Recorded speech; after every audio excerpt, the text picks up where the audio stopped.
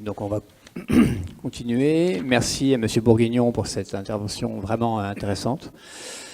Et donc avec Augustin, on se disait qu'on ne pouvait pas commencer à parler de l'activité d'herboristerie, de ce grand domaine passionnant, si on ne commençait pas par se rappeler que nous sommes sur une planète vivante, que nous sommes des êtres vivants, que nous sommes en connexion avec cette planète, et à commencer par le sol qui nous nourrit. Donc voilà, donc on voulait absolument qu'on ait une introduction et vraiment cet exposé a été magnifique. Et merci encore à M. Bourguignon. La deuxième partie qu'on va faire, c'est donc de réfléchir à ce que l'herboristerie soit, on va dire, toujours connectée avec ce monde qui nous nourrit. Et donc la question se pose de savoir si l'herboristerie est écologique ou pas. On peut essayer de se poser la question de ce qu'on entend par cette question, parce que c'est une question qui est vaste. Je vais vous proposer d'abord de laisser un court instant la parole à chacun de mes deux orateurs qui sont avec moi pour qu'ils se présentent et on va essayer de répondre à cette question. Et après, donc, on répondra aussi à vos questions. Merci.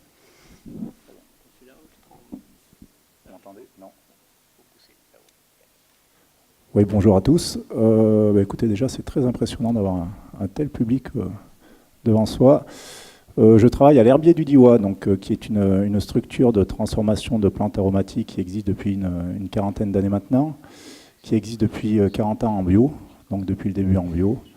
On a nous-mêmes une exploitation agricole qui fait une quinzaine d'hectares, donc on a les mêmes problématiques que les agriculteurs et les cueilleurs sur la culture des plantes aromatiques et médicinales. Et on a surtout une activité de transformation, c'est-à-dire qu'on fait la première transformation des plantes avant de l'envoyer en vrac à d'autres entreprises qui en font des produits finis. C'est-à-dire que l'herbier du Diois a essayé dans les années 80 de faire des produits finis, donc des tisanes, des choses comme ça. En bio, on était allé voir le petit Intermarché du coin, donc, dans les années 80, qui nous a poliment dit que c'était pas envisageable de faire du bio au jour d'aujourd'hui. Donc depuis, on a un peu une aversion sur les produits finis.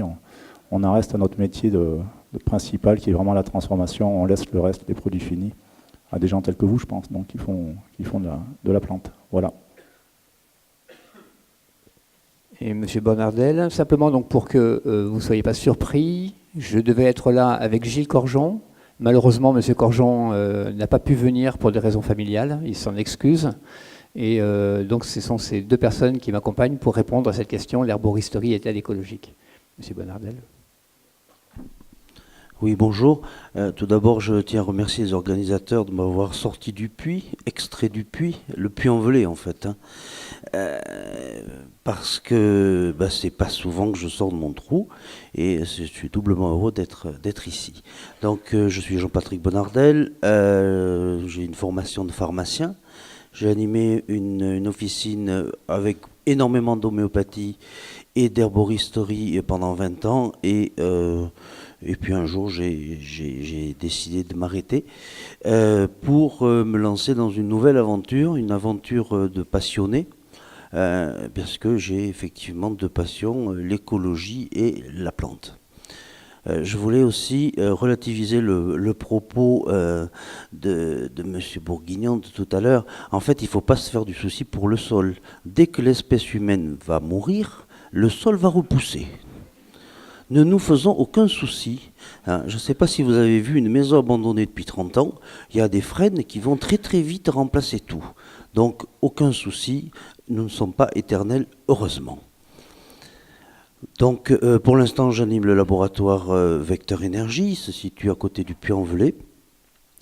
Et je prône une herboristerie de proximité. C'est-à-dire qu'on va, dans ce congrès, entendre parler du desmodium, on va entendre parler de plantes africaines. Bien sûr, c'est très bien. Mais pour ma part, je pense qu'on a tout ce qu'il nous faut ici. C'est mon point de vue. Et plus on va le chercher à proximité, meilleure va être la qualité. Parce qu'une plante qui se promène perd en qualité. Il y avait la biodynamie à une époque où on disait qu'il fallait manger des légumes locaux, qu'il fallait boire de l'eau sur place. On est constitué de 80% d'eau. Si on est constitué de 80% d'eau, c'est de l'eau d'ici, c'est pas l'eau de là. Et donc, il y a une vibration qui va se poser, et pour les légumes aussi. Voilà, et alors après, je fabrique quelques compléments alimentaires, un petit peu de cosmétiques, tout ça en bio. Et que vous dire de plus? Sinon, oui, il faut bien sûr que l'agriculture soit bio, que la transformation soit bio, etc. Mais le meilleur des critères, c'est il faut aller voir l'endroit où se font les choses. Mon laboratoire est ouvert du lundi au vendredi. Vous venez quand vous voulez et vous serez les meilleurs contrôleurs et experts du monde. Parce que sur des papiers, je ne dirais pas qu'on peut tricher, mais un papier reste un papier. Hein, voilà, heureusement maintenant il y a les blogs, on peut dire des méchancetés. Si on a trouvé des produits chimiques chez moi, venez me voir. Merci. J'ai eu une anecdote une fois sur le marché quand je vendais des plantes. Une dame est venue en me disant voilà, j'ai des problèmes articulaires, est-ce que vous auriez une plante qui pourrait me faire du bien? On m'a parlé d'une plante qui est comme l'aspirine, c'est la reine des prés. Alors j'ai dit écoutez, oui, pas de souci. Regardez, j'ai justement de la reine des prés qui est là. Elle était étiquetée à l'époque en plus à qualité biologique. Cette dame me dit mais est-ce que ça va être vraiment efficace? J'ai dit, écoutez, oui, ça va être efficace dans la mesure où la plante, elle va faire un drainage. Alors, je commence à expliquer toute l'histoire. Et puis, cette personne me dit, non, mais moi, j'ai vraiment besoin de quelque chose d'efficace. Hein. Alors, j'ai dit, écoutez, moi, je ne peux pas vous garantir que la plante doit être efficace chez vous. Ça dépend aussi de la façon dont vous allez la prendre. Ça dépend de comment vous allez l'apprécier, etc. Madame me dit, oh non, finalement, je préfère aller chercher un aspirine à la pharmacie. Je pense que ça sera plus efficace. Voilà. Et j'ai trouvé, sur le coup, j'ai trouvé ça très dommage parce que derrière, cette personne ne se rend pas compte que l'efficacité d'une plante, évidemment, qu'on est dans le besoin, on a le droit de la demander. On est dans une logique, on va dire, de droit, simplement. Donc elle veut se soigner, elle a le droit de se soigner, elle a le droit de demander un produit efficace. Mais derrière, on a aussi des devoirs. Et cette personne, en consommant un médicament, est-ce qu'elle s'est posé la question des conséquences de son geste? Et donc je crois que pour lancer le débat, il faut se dire, quand on se soigne, est-ce qu'on se soigne que pour nous? Et est-ce qu'il y a des conséquences qui sont derrière? Donc je pense qu'on va se demander quelles sont les conséquences quand on fait le choix de venir par le biais de l'herboristerie sur le domaine de la santé. Tu vas pouvoir répondre. Écoutez, nous, à l'herbier du Diois, on a une approche qui est assez pragmatique. C'est-à-dire qu'effectivement, on fait des produits bio depuis une quarantaine d'années. La personne qui détermine sur toute la filière que le produit soit bio, c'est l'agriculteur. C'est lui qui, de par ses pratiques, fait que la matière puisse être rendue bio par tous les acteurs de la filière et qui, en fait, prend le plus de risques. C'est lui qui a les problématiques liées à la météo, liées à la problématique des sols, on a entendu tout à l'heure, liées à la problématique du revenu, puisque c'est lui qui a un revenu qui est souvent le plus fragile, puisqu'il a une activité qui est telle qu'elle est.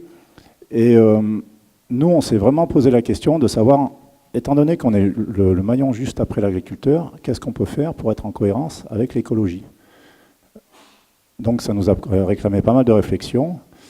Et en fait, on s'est dit, nous, notre activité de transformation, donc grosso modo, on reçoit les plantes en gros et on les coupe pour schématiser, on envoie ça en sac de 10 ou 20 kilos à d'autres personnes. Et on s'est dit, voilà, nous, notre activité, il faut qu'elle soit capable de tenir la promesse qu'a faite pour nous l'agriculteur, aux acteurs, aux citoyens qui ont acheté cette plante. Et en fait, est sorti de terre depuis maintenant 5 ans un bâtiment, donc c'est un bâtiment industriel, puisqu'on est une entreprise, qui est isolé en botte de paille, qui fait 1500 emplacements palettes, donc c'est quand même quelque chose qui est assez important, qui est fait en structure bois, donc avec du bois local, qui a été coupé et séché et scié par une scierie qui est à une vingtaine de kilomètres de l'entreprise, jusque pour, je vous précise, où est l'herbier du Diois, donc on est de l'autre côté de la France, on est du côté des Alpes, au pied du Vercors, au pied du parc naturel du Vercors. Et c'est vraiment un climat très très intéressant pour les plantes aromatiques et médicinales, parce que je dirais de manière historique, le bio a été très présent dans ces contrées-là, tout simplement parce que les méthodes d'agriculture conventionnelle n'ont pas pu s'implanter. C'est très rocailleux, il y a beaucoup de dénivelé, donc les gros tracteurs avec les gros moteurs de 500 chevaux Ils n'aiment pas trop ce type de terrain. Donc la terre est restée bio en fait depuis de très nombreuses années. Et on s'est dit effectivement, étant donné qu'on est dans une région qui représente vraiment les valeurs du bio et des plantes aromatiques, on a construit toute notre, je dirais, philosophie et notre transformation des plantes par rapport à ça, avec, donc, je le répète, des murs en paille, une structure bois. On s'est mis quelques mètres carrés de panneaux solaires sur le toit, j'insiste, pas au sol. On fait de la récupération de l'eau de pluie et on fait en sorte que l'activité qu'on a, nous, au niveau de la plante, elle soit le plus neutre possible au niveau de l'écologie. Puisqu'effectivement, le bio, pour nous, est quelque chose de primordial, mais il est englobé dans quelque chose qui est beaucoup plus vaste, qui nous concerne tous, c'est l'écologie, au même titre que est-ce qu'on prend le matin la voiture pour aller chercher son pain, voilà, toutes ces problématiques-là. Et on s'est dit effectivement que, voilà, nous, en tant qu'Herbie-Didivois, notre première approche et la chose qu'on doit promettre aux gens qui travaillent avec nous, c'est de faire en sorte qu'on ne maltraite pas la nature quand on transforme les plantes. Donc c'est pour ça qu'on a mis en place ces bâtiments. Ce qu'on a fait d'autre au niveau de l'herbier, c'est donc l'espèce humaine va certainement s'arrêter un jour, effectivement, mais on va faire en sorte qu'elle dure encore un petit peu. On a mis en place des primes vertes, donc pour les gens qui viennent travailler en vélo ou à cheval chez nous, ils ont une rémunération supplémentaire à la fin du mois, au titre du fait qu'ils n'utilisent pas la voiture pour venir travailler.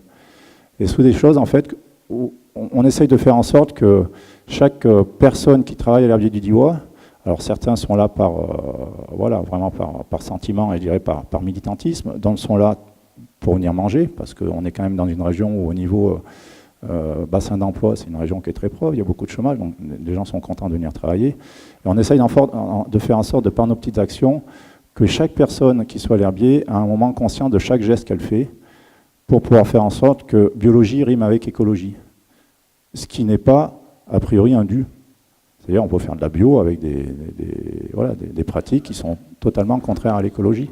Et tout ça, c'est effectivement, je pense, la vraie richesse, l'engagement et le challenge de nous tous aujourd'hui, c'est de faire en sorte qu'on fait tous des plantes bio. Comment faire en sorte pour que ce soit vraiment dans un cadre général qui permettent à la nature de survivre, qui permettent à tout ce qui nous entoure de prospérer tranquillement et de faire en sorte que effectivement, l'espèce humaine puisse vivre en harmonie avec ce qui nous entoure. Oui, moi je voudrais revenir un petit peu sur l'exemple de M. Astier tout à l'heure sur l'aspirine et la reine des prés. Et en fait, d'une façon un peu cachée, il nous a donné la différence entre la pharmacie et l'herboristerie. Un pharmacien, ce qu'il veut, c'est savoir quel est le principe actif, savoir où il agit et comment. Mais il faut bien savoir que le totem d'une plante sera toujours supérieur à l'activité d'une seule molécule de la plante. Et c'est ça l'herboristerie en fait. La notion de principe actif est importante. Comprendre les choses et pourquoi on les fait, c'est aussi très important. Mais la notion de totem, on le voit par exemple sur la quinine. À une époque, il y avait du séquinyle, c'était une molécule, quand j'étais pharmacien, une spécialité, qui avait 3 ou 4 principes actifs. Quand, pour des raisons économiques, ils ont pris un seul principe actif de la quinine, on a complètement oublié ce médicament qui était un très bon truc pour tout ce qui était état fébrile. Et on ne trouve plus de séquinyle à l'heure actuelle. Ils ont coupé la branche sur laquelle ils étaient. Voilà, ça c'est par rapport au propos de M. Astier. Par rapport à l'écologie, moi je pense qu'aussi il faut avoir la conscience de faire de l'écologie humaine. Et de pouvoir recréer dans nos campagnes du Diois, dans nos campagnes de la Haute-Loire, dans toutes les campagnes, parce qu'heureusement il y en a partout, de créer une écologie humaine, c'est-à-dire de redonner, entre guillemets, du travail, mais pas obligatoirement du travail ou du labeur, mais de redonner une capacité aux gens à avoir une activité. Et je pense que le ramassage de la plante pourrait redonner une activité momentanée, parce qu'en fait on va ramasser avril, mai, juin, un petit peu juillet, puis des fois un petit peu en automne, mais une activité locale et en dehors des autres moyens de subsistance, pour pouvoir ramasser toutes les simples qu'on trouve partout autour de nous. Et il y aurait deux aspects positifs de ça, c'est on aurait de la plante locale et on redonnerait un petit peu de boulot et ne pas Là, je vais un petit peu être, pas contre l'herbier du Diois, mais parce qu'heureusement qu'ils sont là, parce que sinon on n'aurait pas de plantes. Mais de retrouver de la plante locale, parce que notre problème, à nous, transformateurs, c'est qu'on a du mal à trouver des fournitures. Trouver du bourgeon de cassis français frais à l'heure actuelle, amenez-en, alors que le cassis c'est assez facile à planter, etc. Hein. Retombons vers du local pour donner du boulot, je pense. Autrement. Tout à fait, on aura beaucoup l'occasion d'en rediscuter sur la notion de qualité aussi, sur cette notion de filière, puisque c'est l'objet un des sujets qu'on va aborder pendant tout le congrès. Pour revenir sur cette notion de l'herboristerie, doit-elle être écologique ? Merci beaucoup en tout cas au témoignage de l'herbier du Diois, parce que j'ai eu l'occasion de visiter leurs locaux, et c'est vrai qu'on a finalement en résumé quelque chose qui transpire la cohérence. Et c'est vrai que je crois que l'avantage que l'on a quand on fait de la santé qui est cohérente, c'est qu'on ne regarde pas juste avec une lorgnette une personne qui va avoir un besoin, mais on essaye d'être avec un regard beaucoup plus large. Et une personne qui veut faire de l'herboristerie, c'est forcément une personne qui va non pas s'intéresser à un objectif à court terme, mais un objectif déjà à long terme pour la personne qu'elle va soigner. Elle l'invite à venir faire part de son retour d'expérience avec la plante. Et elle en profite pour lui expliquer que la matière première qu'elle va utiliser, ce produit de l'herboristerie qu'elle va utiliser, comment il a pu arriver jusqu'à elle. Et donc effectivement, si le produit est bio, ben c'est bien. Mais s'il y a une explication sur la filière, c'est mieux. Et c'est beaucoup plus facile effectivement à faire quand on connaît une source locale, quand on connaît une source directe, que quand on a un produit avec un simple numéro de lot et une estampille avec quelques étoiles sur fond vert qui nous disent que c'est bio. Ça, c'est sûr que c'est préférable. Alors, on a aussi, dans le domaine de cette question de l'écologie, une question de protection de la planète. Et c'est vrai qu'aller chercher des plantes qui sont loin, ça peut effectivement s'interroger. Et j'avais déjà eu l'occasion, moi, de m'exprimer là-dessus. Et pour répondre à M. Bonardel, j'aurais tendance à répondre que si on a la possibilité de prendre une plante locale, il faut le faire en priorité. C'est évident. Si on doit aller chercher une plante dont les propriétés ne sont pas équivalentes avec celles de chez nous, il ne faudra pas hésiter. Donc on pourrait dire que les plantes médicinales, on pourrait les classifier en deux catégories. Il y a des plantes qui vont avoir une action majeure et un intérêt au titre de l'humanité. Et il y a quelques plantes qui sont comme ça. Le desmodium, on verra que Mme Bourdi va nous expliquer ça en détail, c'est une plante assez unique. Et pourquoi pas, effectivement, quand on a besoin de prendre du desmodium, faire appel à cette plante-là. Après, le desmodium, je me suis souvent opposé, moi, à en vendre, quand j'étais sur les marchés, à des personnes qui me disaient « Oh, je veux drainer mon foie ». Ben, un draineur hépatique, pas besoin d'aller chercher le desmodium à l'autre bout de l'Afrique, qui va nous venir en avion, alors que vous pouvez tout à fait prendre des draineurs qui sont chez nous. Voilà. Donc je pense que c'est cette cohérence qu'il faut qu'on retrouve, et c'est cette cohérence qu'il faut qu'on ait toujours en tête quand on fait de l'herboristerie, qu'on soit dans le conseil, qu'on soit dans la vente, qu'on soit dans la production. J'ai vu des gens qui me disent « Moi, je voudrais faire la culture de myrtille ». Je leur dis « C'est super, ça, la culture de myrtille, mais la culture de myrtille, excusez-moi, je m'arrête un instant, mais c'est compliqué quand même de faire la culture de myrtille. Le myrtillier, ça pousse plutôt en montagne tout seul. Donc vous pouvez aller faire plutôt du ramassage de myrtilles. Non, je voudrais faire la nouvelle myrtille, vous savez, celle que l'INRA a mis au point en croisement avec les myrtillers, le bleuet là, du Canada. Je dis, mais attendez, c'est pas intéressant ça. On a besoin d'avoir une plante sauvage pour ça. On a besoin d'avoir une vraie myrtille de chez nous. Donc ce sont toutes ces questions-là, toutes ces cohérences qu'il faut qu'on retrouve et qui surtout à lesquelles il faut qu'on s'attache. Et ce sont, on va dire, quelque part aussi des gestes traditionnels qui vont donner le tempo et qui vont nous rappeler qu'on sera dans le juste. Oui, tout à fait. Pour revenir à tout ça, moi je dirais au-delà de ça, effectivement, il faut que le métier d'herboriste aille au plus au niveau local. Il faut qu'on limite effectivement les déplacements, que ce soit des matières qu'on propose et autres. Il faut aussi, au-delà de ça, qu'on limite les déplacements de nous en tant que citoyens. Je pense qu'il y a une dichotomie au niveau du monde dans lequel on vit entre la personne qui est à l'entreprise et la personne qui est chez elle le lendemain. Je reprends mon exemple, il est significatif. Combien d'entre nous vont en voiture faire un petit kilomètre pour aller chercher son pain le samedi matin? Et est-ce que ça, c'est effectivement tout à fait cohérent avec tout ce qu'on fait le reste de la semaine, voire un peu plus pour les passionnés? sur notre volonté effectivement de faire en sorte que l'écologie soit au cœur de tout ce qu'on fait. Parce que moi je pense vraiment qu'effectivement la sauvegarde de l'espèce humaine ou la meilleure rotation de la planète qu'on puisse avoir vient vraiment de tous ces petits moments à soi que l'on fait, chacun, en conscience, pour faire en sorte que les choses aillent bien. Et c'est des petites révolutions personnelles qu'on peut mettre en place chacun, sans pour autant, je dirais, apporter la grande révolution avec un R majuscule, qui est certainement elle aussi nécessaire, mais qui passe aussi par toutes ces petites révolutions personnelles pour faire en sorte que, encore une fois, l'écologie soit, je dirais, le centre et le moteur de tous nos actes. Oui, c'est un peu difficile. Bien sûr, c'est du bon sens ce qu'on vient d'entendre. Moi, je voulais juste apporter un témoignage.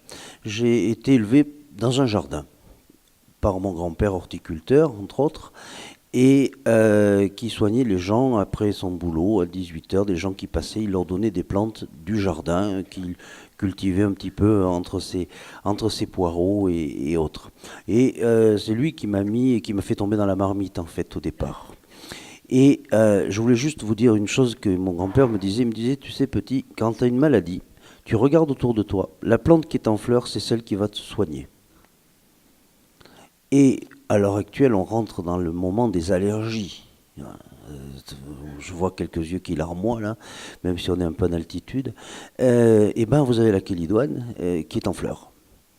Une petite infusion en mettant juste une petite tête de fleur de kélidoine à boire 1 ou 2 verres dans la journée, ça va être un des meilleurs antihistaminiques que vous pouvez trouver. Bon, si vous rajoutez une petite tisane de plantain, qui commence aussi, ça sera pas mal.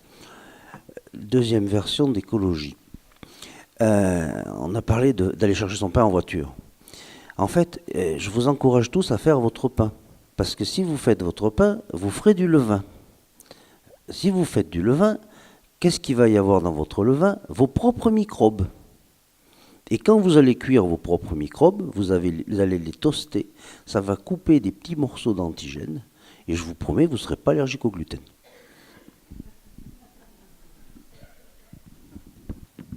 Merci, monsieur Bonardel. C'est vrai que l'observation est très juste.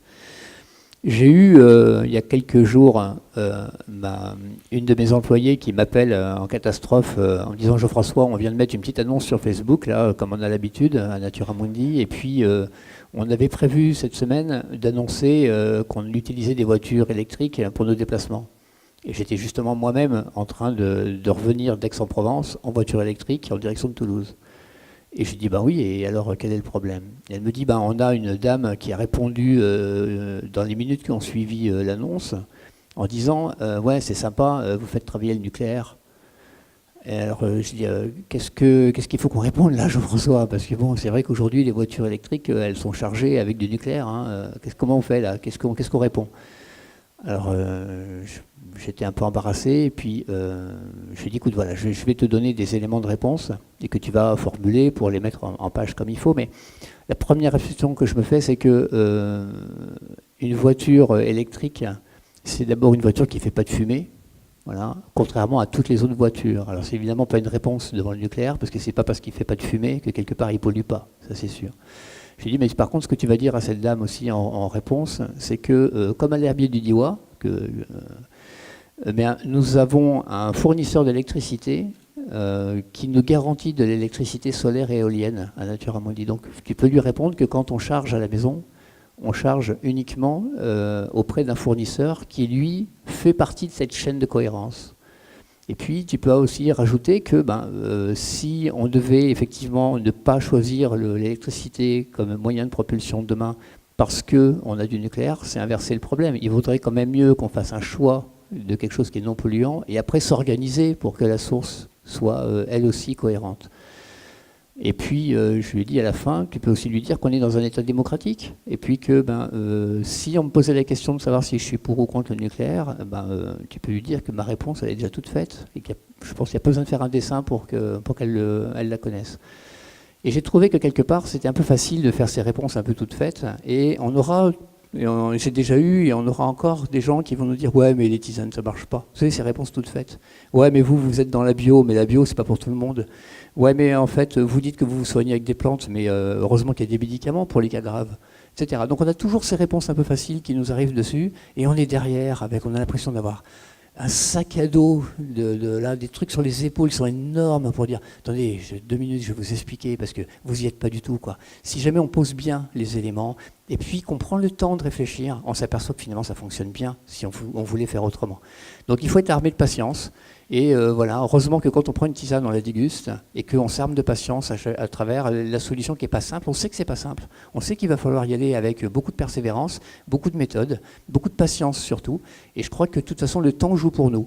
Et M. Bonal disait que de toute façon, oui, si aujourd'hui l'humanité n'était plus là, eh ben, ça se régénérerait très vite, ça c'est sûr. Mais si l'humanité change, ça peut aussi aller très très vite. Voilà. Et donc si une herboristerie oublie qu'elle doit être écologique, ben c'est sûr que par contre elle sera vite éphémère. Donc c'est important que si vous en faites votre métier, quel que soit le type de métier que vous faites en herboristerie, parce que on va en parler, c'est vaste les applications possibles. Et il faut toujours garder en tête que la personne que vous allez vouloir soigner ou conseiller, ça c'est sûr que c'est important. Mais derrière, pensez à toute la chaîne qui est derrière. Et je dirais que c'est pas le résultat qui compte, ce sont les moyens qu'on y met. Le résultat évidemment il est important. Mais si le résultat, c'est en oubliant les moyens qu'on y met, eh bien ça ne durera pas longtemps. Voilà, donc il faut absolument que les deux soient au rendez-vous. Si je peux me permettre de faire un petit peu cette réflexion.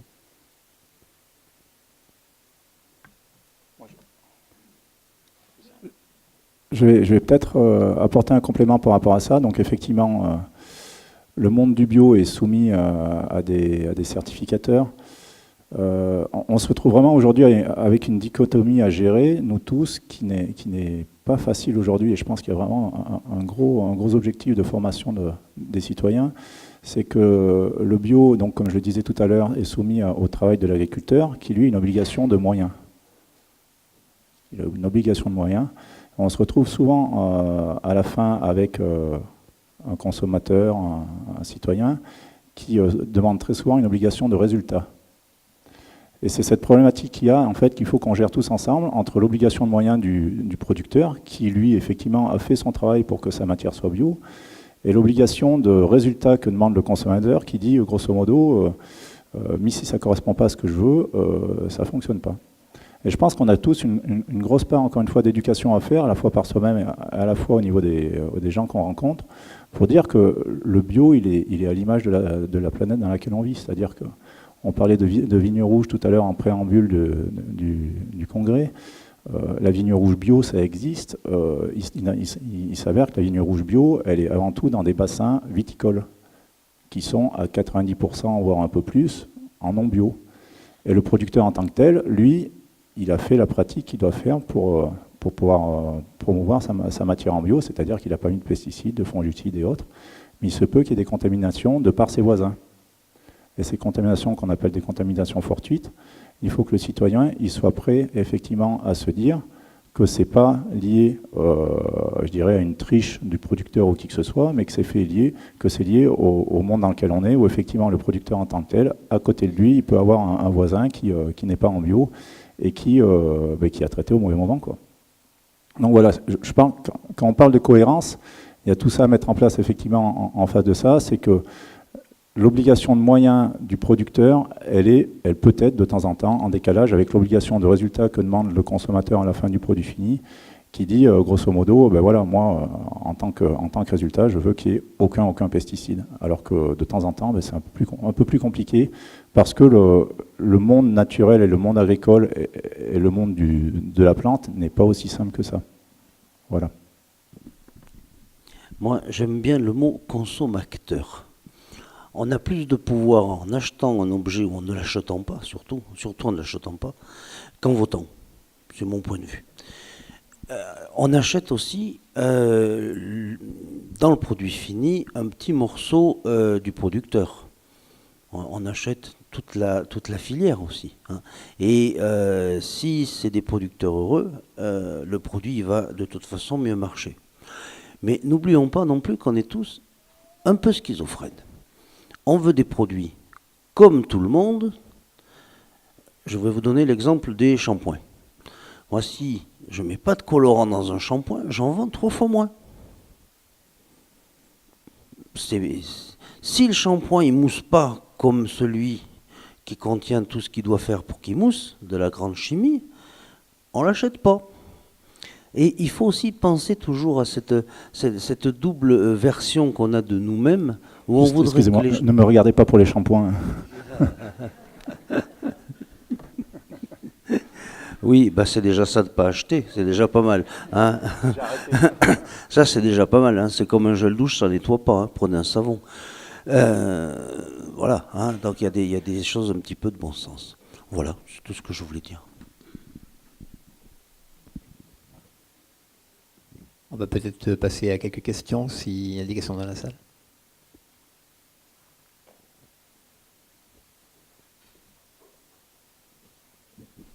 Alors, c'était pas tant des questions, mais plutôt des remarques que j'avais envie de faire pour alimenter le débat. Je vais essayer d'être concise. La première, c'était sur l'histoire de la cohérence. J'entends tout à fait la recherche de cohérence totale et en même temps, je ne crois pas qu'elle est possible aujourd'hui dans le monde dans lequel on vit et que je pense que ça peut devenir une pression morale très difficile et que moi, je suis encore au début de ma pratique d'herboriste et donc pour l'instant, c'est surtout un point de vue théorique, idéologique, mais que je me rends compte que très souvent, dire aux gens il faut acheter bio, il faut faire ci, il faut faire ça, ça peut les rendre...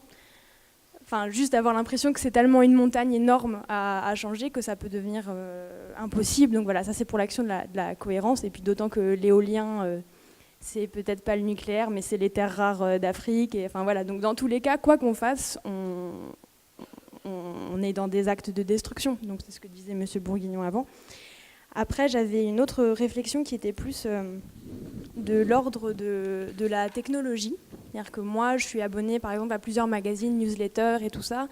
Et je dois avouer que, alors, je ne dois pas faire vraiment partie de ma génération à ce niveau-là, mais moi, je suis plutôt primitiviste. Je ne sais pas si ça existe, mais j'ai vraiment un rapport très compliqué à la technologie. Et j'avoue qu'assez souvent, ça me met un peu en colère de voir que... il y a cette espèce de courant dans la phytothérapie aujourd'hui de prôner l'hypertransformation par les labos. Et que ça, c'est un truc qui, sérieusement, me gonfle, parce qu'en fait, non seulement on fait venir des plantes de je sais pas où, et on omet complètement le fait que ça... Voilà, il y a le cas de l'arpagophytum, par exemple, qui non seulement détruit l'écologie, mais en plus met en esclavage des populations. Mais en plus de ça, on va privilégier des transformations hyper technologiques qui vont coûter plein d'argent, qui vont demander plein de moyens techniques, et qui, pour moi, l'herboristerie, c'est l'autonomie. C'est-à-dire que ce qui m'intéresse, c'est que les gens puissent réapprendre à reconnaître les plantes autour des chez eux et à pouvoir se faire des tisanes, des cataplasmes, mais à pouvoir transformer en fonction de leurs besoins. Et pas à devoir être dépendant d'une technologie capitaliste. Donc voilà, j'ai presque fini avec ça. Donc voilà, moi je suis vraiment pour qu'on puisse critiquer le rapport technologique aux plantes qui, pour moi, sur plein d'aspects, ne fait pas partie d'une réflexion cohérente. Si je peux me permettre de vous répondre, vous êtes pleine de cohérence. Et moi, quand j'ai commencé dans le domaine de l'herboristerie, j'ai commencé à 3 mois parce que j'avais une coqueluche et parce que je venais de subir un vaccin. Donc la cohérence, elle commençait mal. Quand je me suis aperçu, quand j'étais adolescent, que je pouvais commencer à faire autrement que suivre ma mère qui m'emmenait excusez-moi pour le mot, mais chez une grande surface pour acheter des produits, notamment des vêtements dont je ne connaissais pas l'origine. Et que j'ai dit, moi, maman, je préférais franchement avoir des vêtements qui viennent d'un endroit local, parce que je trouve que c'est vachement sympa l'artisan du coin. Voilà, j'ai commencé à faire un peu de la cohérence. Et en fait, au fur et à mesure où j'ai avancé, je me suis aperçu que tout doucement, cette cohérence se développait. Donc du moment que vous êtes dans une logique de développement de votre cohérence, vous êtes cohérente. Donc ce qu'il faut simplement, c'est se dire, évidemment, on ne sera jamais 100% abouti du premier coup. C'est forcément une démarche qui est longue. Il faut simplement se dire que cette démarche-là, plus je vais dans ce sens de la cohérence, et mieux c'est. Il y a un moment où j'avais un compte dans une banque normale et je m'en voulais d'avoir mon compte en banque dans une banque classique, quoi, qui, à côté de ça, utilisait mon argent pour faire des actions boursières et financer le nucléaire. Et un jour, j'ai eu la possibilité d'ouvrir un compte neuf. Et je l'ai fait. J'étais content ce jour-là, j'ai fermé l'autre. Voilà. Et j'ai marqué un point. Ce qu'il faut, c'est marquer des points. On ne pourra pas marquer tous les points d'un coup. Il faut simplement y aller par étapes. Et il y a des personnes qui ne peuvent pas forcément le faire. Se dire, mais aujourd'hui, je ne peux pas. OK. Mais par contre, demain, je réussirai à le faire. Voilà. Et simplement, il faut avoir cette volonté de le faire. Si on n'a pas un minimum de volonté, qu'on se dit de toute façon le monde il est mort, il est foutu, et puis de toute façon on s'en fout, les arbres ils vont repousser derrière nous, mais non, c'est pas comme ça qu'on laissera la place à la génération future, donc à nos générations futures. Donc il faut absolument se dire, c'est une question, la cohérence pour moi c'est pas un résultat, c'est une question de moyens. On en revient toujours à cette même chose. Allons-y par étapes, et l'herboristerie est une opportunité pour justement réfléchir mieux, plus vite, et prendre conscience plus vite que les pas à faire, on les fera plus vite de cette façon. Voilà, c'est juste une question de temps, c'est une question de méthode, et c'est une question de, on va dire, de croyance, de foi, quelque part. Il faut se dire qu'on se donne la foi pour avancer. Voilà. Si j'avais écouté mon grand frère qui me disait, de toute façon, avec ton compost, c'est absolument nul ce que tu fais, parce que les engrais chimiques à côté, ils apportent vachement plus que ton compost, parce que avec la quantité que tu mets dans ton compost et ce qu'il en ressort, en termes de quantité, c'est zéro, quoi. Voilà. Et aujourd'hui, vous avez eu l'exposé tout à l'heure, on voit bien l'inverse du raisonnement. Et à mon époque, je me rappelle, j'avais 12 ans, et j'ai répondu à mon grand frère, peut-être que la quantité, elle n'y est pas. Et puis c'est sorti tout seul, parce que je ne le savais même pas. Je lui ai dit, mais en fait, la qualité, tu n'y as pas pensé. Voilà. Et c'est venu tout seul. Voilà. Et ce jour-là, je l'ai branlé. Alors qu'il était, lui, déjà en train de faire des hautes études de structure de la matière, et justement, il a failli bosser pour le nucléaire, quoi. Et je l'ai branlé. Et donc, voilà. Donc, il faut marquer des points tout doucement, chaque jour, un peu plus. Et voilà. Et donc, je ne crois pas qu'il faut se dire comment répondre à votre question? Je pense qu'il faut se dire que la cohérence, évidemment, on ne peut pas être cohérent d'un coup. Cohérence, c'est plutôt une façon de voir le monde et de se dire que chaque jour, on marque des points. Prenez un cahier, vous dites aujourd'hui, j'ai marqué 3 points, demain, j'essaierai d'en marquer 5 de plus, etc. Et puis, plus vous allez écrire votre cahier au fil des années, et quand vous allez vous reprendre un jour votre cahier qui aura 10 ans, vous allez dire, ah, il y a 10 ans, j'avais vu ça, et aujourd'hui, là où j'en suis, ouais, je vois que j'ai marqué des points. Voilà, c'est ça ce qu'il faut, c'est marquer des points. Et regardez, en 3 ans qu'on a fait le congrès, on marque des points. Donc moi, je trouve qu'on fait un travail de cohérence. Voilà. Moi, si je peux répondre aussi. En fait, il faut déjà qu'il y ait une prise de conscience. On est ici pour faire des prises de conscience. On n'a pas tous la même prise de conscience de chaque chose. Et la cohérence, c'est que petit à petit, par mimétisme et par prise de conscience globale, on amène à une réflexion d'abord individuelle. On ne peut pas changer le monde si on ne se change pas soi-même. D'abord individuelle et ensuite collective. Et après, il y a des lois en sociologie qui disent que s'il y a 17% de décideurs, que ce soit des rats, des êtres humains, n'importe quoi, 17% de personnes qui changent un comportement, la totalité de l'étude change le comportement. Il faut 17% de décideurs pour changer un comportement. Et ce n'est pas beaucoup. Ça peut aller assez vite. Et après, c'est la politique des petits pas. On ne peut pas d'un seul coup fermer le nucléaire. J'aimerais bien. Mais alors là, on reste tous chez soi, à la bougie. Mais il va fermer. Je suis un optimiste. Moi, juste, c'est pour apporter un éclairage tout à fait personnel qui n'a rien à voir avec l'herbier du Diois. C'est que j'habite dans une maison qui est assez retirée. On n'est pas relié au réseau électrique. D'accord ? C'est-à-dire qu'on a des panneaux solaires, on a un système de batterie, un onduleur qui nous permet d'apporter l'électricité. Et donc on en est fiers avec ma compagne et nos enfants. Il n'en demeure pas moins qu'en hiver, des fois, c'est un peu compliqué. D'accord ? Et que, effectivement, la cohérence, c'est de savoir que là où on va, c'est pas la panacée forcément, mais c'est effectivement en cohérence avec nos valeurs. Et nous, voilà, il y a des hivers où les machines à laver, on tire un peu la langue pour pouvoir les faire parce qu'il n'y a pas assez d'électricité. Mais par contre, c'est quelque chose qu'on accepte et qu'on revendique parce que, par ailleurs, on a la fierté de pouvoir se dire on est autonome au niveau électrique, on est sur des panneaux solaires, c'est le soleil qui nous donne de l'électricité. En aucun cas, ni c'est retransféré sur le réseau RDF, ni quand justement on n'a pas assez d'électricité, on peut appuyer sur un bouton pour se dire il y a une centrale nucléaire à Cureas qui est à 200 km de chez moi qui m'apporte de l'électricité. Et ça, je pense que c'est vraiment encore une fois, le monde idéal, il n'existe pas. Par contre, c'est une somme de petits actes quotidiens et je suis aussi d'accord d'actes individuels qui font que les choses vont changer. Et la personne, effectivement, qui va se dire au départ, en voyant le bio, c'est non, ça ne me convient pas, c'est soit trop cher, soit plein de trucs, il faut y aller petit à petit. Cette personne-là, elle y viendra autrement. Voilà. Et on va prendre une autre question, Augustin. Oui, bonjour. Je suis au fond de la salle. Oui. J'aurais voulu recentrer un peu le débat sur des questions que vous avez évoquées mais qui n'ont pas été approfondies, qui concernent les approvisionnements de l'herboristerie. Jean-François Astier a suggéré qu'effectivement on avait, ou M. Bonardel a suggéré qu'on avait des problèmes pour trouver du bourgeon de cassis bio, de la vigne rouge bio, etc. Moi-même, aujourd'hui, je vais ouvrir une herboristerie bio, locale. Je travaille depuis 2 ans avec des producteurs en bio et des producteurs de plantes médicinales de ma région, qui est dans le Béarn. Et j'éprouve beaucoup de difficultés à m'approvisionner, ce qui me conduit, bien que je sois dans les Pyrénées-Atlantiques, à constituer des listes d'approvisionnement chez Vecteur Énergie notamment.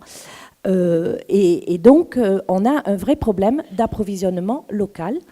On a un vrai problème de non-structuration de la filière des producteurs. Alors, je travaille aussi dans le Gers avec la DEAR qui forme des jeunes qui veulent s'installer en production, qui n'ont aucune visibilité sur les débouchés, sur la réglementation.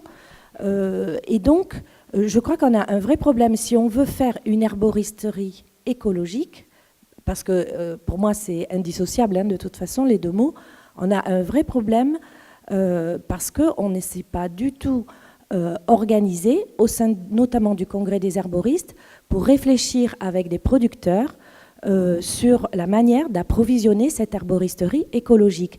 Et ainsi, d'une part, de donner une activité à des jeunes qui veulent s'installer, parce qu'à l'école des plantes, par exemple, on a beaucoup de jeunes qui sortent de l'école des plantes qui veulent s'installer et qui, derrière, sont un peu brisés parce qu'ils n'ont aucune visibilité sur la manière dont ça va se passer. Les herboristes qui existent aujourd'hui, d'un autre côté, ne peuvent pas acheter les produits que leur proposent les petits producteurs locaux qui se débrouillent à peu près avec une mini-production à les couler sur les marchés locaux et qui ne veulent pas en faire plus parce qu'ils ne sont pas organisés, ils ne savent pas travailler, ils n'ont pas les outils d'agroécologie qui leur permettraient de faire une production un peu plus rentable, productive, tout en restant bien sûr naturelle. Donc on a toutes ces questions à se poser. Alors moi je voudrais savoir pourquoi le syndicat des simples par exemple n'intervient pas aujourd'hui au congrès des herboristes. Quelles solutions on pourrait envisager pour l'année prochaine de manière à essayer d'avancer sur cette question des ressources, des approvisionnements et de l'organisation de la production. Merci pour votre question. Le syndicat des simples peut très bien venir nous rejoindre. Il a été invité plusieurs fois, et notamment par son représentant Thierry Thévenin. Il a été invité plusieurs fois, et Thierry Thévenin, la première année, nous a dit « Ah, je ne peux pas venir, il faut que j'aille ramasser les ailes des ours ». Alors c'est vrai que ça tombe au mois d'avril, et donc voilà, c'est peut-être que ça tombe mal pour lui. En tout cas, il peut envoyer quelqu'un d'autre. Pour l'instant, on a toujours invité soit Thierry Thévenin, soit le syndicat des simples à venir. Et effectivement, c'est un des acteurs en France. En tout cas, c'est une structure avec qui, bien sûr, il faut composer, dialoguer, discuter, et ils se doivent de participer au débat, et on les attend, bien sûr. Pour répondre à votre question sur la filière, comment mettre en place une filière qui, aujourd'hui, a besoin de définir, ne serait-ce que sa propre définition. C'est quoi un herboriste ? Et on est aujourd'hui, depuis que le premier congrès, à répondre à cette question. Vous avez d'ailleurs dans le dossier qu'on vous a remis donc des réflexions sur ce qu'est un herboriste. Et on aimerait bien avoir vos retours. Voilà, donc on va vous donner tout à l'heure, et j'en profite pour vous le dire, donc un petit questionnaire donc avant de partir, parce qu'il nous faut vider la salle, il faut qu'on quitte la salle tout à l'heure. Donc, juste à la sortie, on va vous donner un questionnaire. Et ce questionnaire, c'est pour qu'on sache plus de vous, pour que vous nous disiez qui vous êtes, et est-ce que vous êtes un professionnel dans le domaine de l'herboristerie, et quel type de profession vous exercez. Alors, ça peut être anonyme, bien sûr. Hein. Ça, c'est d'entrée anonyme. Donc, ça ne vous engage à rien de nous donner ça. C'est juste pour qu'on se rende compte de ce qui se passe dans cet espace dit herboristerie, dans cette filière. Parce qu'on a besoin de l'organiser. Parce que pour l'instant, on est encore en train de faire un état des lieux, quelque part. C'est très difficile de pouvoir organiser une filière si on ne connaît pas les acteurs qui sont en place. Et puis, la deuxième chose aussi, c'est qu'après, c'est justement une question de moyens. C'est-à-dire que c'est parce qu'on va constater qu'on a des besoins en achat qu'on va pouvoir essayer de trouver un partenaire. Et tout ça, ça prend du temps, ça prend beaucoup de temps. Alors c'est sûr, quand on a une économie conventionnelle qui fonctionne et sur laquelle on peut s'appuyer, on est obligé de se dire quelque part, je fais d'abord appel à cette économie conventionnelle. Moi, quand j'ai commencé, les plantes bio, il n'y en avait pas. Donc j'ai fait comme M. de Bonneval a fait pendant 30 ans, il a acheté des plantes en conventionnel. Et il vaut mieux acheter des plantes en conventionnel que de finalement se gober de médicaments sous forme de pilules. Et parce qu'on a gardé ce geste de la plante en conventionnel, on a pu un jour dire à des gens qui la proposaient en bio, ben oui, bien sûr, allez-y. Et donc la filière s'est créée comme ça. Et elle est en train de se construire encore aujourd'hui. Et ça prend du temps. Et donc on essaie de plus en plus d'être cohérent. Et ce qu'il faut, c'est faire le maximum pour que ça avance le plus vite. Et aujourd'hui, on constate que ça avance très vite. Et d'où l'intérêt de faire ce congrès pour qu'on se découvre entre nous.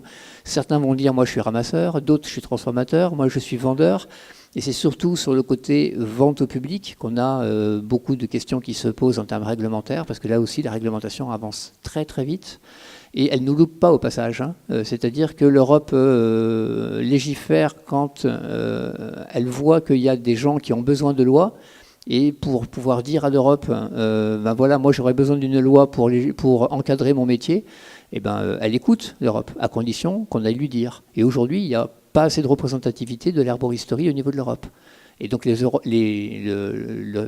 personnes qui font les lois en Europe ne savent même pas qu'on existe.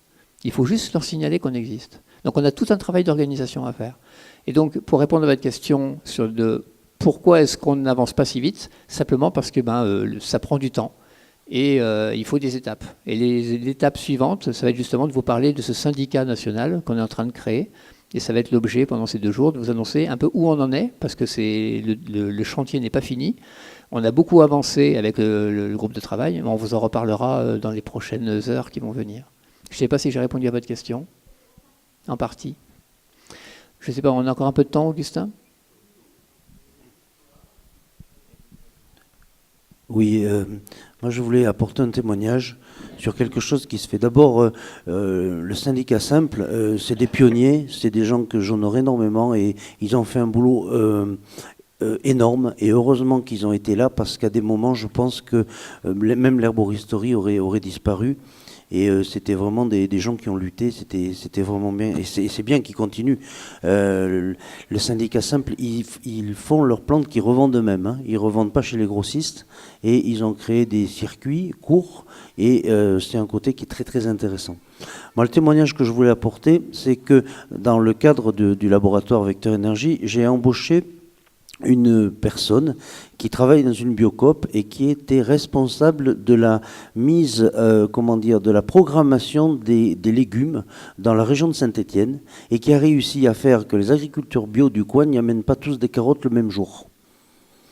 Et en faisant des programmations sur 1 an avec des contrats d'avance, hein, et elle a réussi ce tour de force de pouvoir que, alors ceux qui n'aiment pas faire des poireaux tous les ans, ils peuvent changer, hein, il y a des réunions, etc. Mais elle garantit comme ça des prix, parce que si tout le monde amène les carottes le même jour, les carottes elles coûtent pas grand chose, et elle a pérennisé plusieurs exploitations grâce à ça. Donc ça fait 3 ans que j'ai embauché cette personne. Pour l'instant, elle est absolument pas rentable, parce que dans notre structure, on n'arrive pas encore à prévoir les quantités de choses qu'on a besoin, mais elle travaille justement dans un esprit de cohérence pour que la filière complète puisse à un moment se mettre en place. Parce que c'est un peu long là aussi, hein. C'est encore la politique des petits pas, parce que moi je ne sais pas l'année prochaine combien j'aurai besoin de plantes, et vous non plus, vous ne savez pas combien vous en vendrez. Juste au-delà de ça, effectivement, il y a aujourd'hui un problème qu'il ne faut pas mésestimer, c'est effectivement la structuration de la filière en amont du côté des producteurs, où il y a beaucoup de gens qui sont formés, comme vous le dites, et qui ont un problème majeur d'accès au foncier. Et voilà, des gens qui sortent d'une formation et qui après, pour avoir quelques hectares, pour arriver à travailler, c'est vraiment très très compliqué. Le foncier en France, on sait comment ça fonctionne, c'est vraiment difficile. Après, il y a des initiatives locales qui se mettent en place, des associations qui existent, comme nous par exemple, on connaît Terre de Liens, qui est une structure foncière qui achète du foncier et qui loue le foncier à des gens où le critère doit être de faire de l'agriculture biologique. Donc il y a des gens comme ça qui se mettent en place. Et c'est vrai que c'est vraiment quelque chose de difficile parce que, comme vous le dites, il y a des besoins. C'est-à-dire qu'à un moment, les gens sont demandeurs de bio, de local et autres. Mais par contre, au niveau local, parfois c'est compliqué de trouver la quantité suffisante. Et voilà, je vous invite à vous retourner vers des structures comme ça. Si vraiment il y a des gens à côté de chez vous qui ont des problèmes d'accès au foncier pour vivre de leur activité de plantes aromatiques, hein, c'est quand même assez phénoménal de pouvoir vivre de ça, c'est génial. Et sur l'accès au foncier, voilà, il y a des gens comme Terre de Liens, je ne sais pas si des gens connaissent parmi vous, qui permettent voilà, à des jeunes agriculteurs ou moins jeunes qui ont envie de se lancer, de franchir ce premier palier de l'accès au foncier qui est souvent la chose rédhibitoire sur le secteur. Oui, bonjour. J'ai une question assez générale en fait. Ma première question, c'est si on fait l'automédication, en fait, en faisant des tisanes ou ce genre de choses, est-ce que vous connaissez de façon générale une limite de dose de plante à ne pas dépasser, en fait? La deuxième question, ça serait, on sait que les médicaments pharmaceutiques ont très peu de composés actifs, qui sont relativement efficaces, mais malheureusement, qui ont des effets secondaires assez importants. Et est-ce que vous pensez qu'il serait possible de prendre des plantes, de diminuer les teneurs, de diminuer la multitude de composés pour avoir des extraits plus actifs, mais sans tomber dans les effets secondaires? En gros, est-ce que vous pensez qu'il serait possible de concilier d'un côté l'amélioration de l'efficacité des plantes, par exemple par des extraits plus concentrés ou je ne sais pas, sans tomber dans les effets secondaires qui sont le problème des médicaments industriels?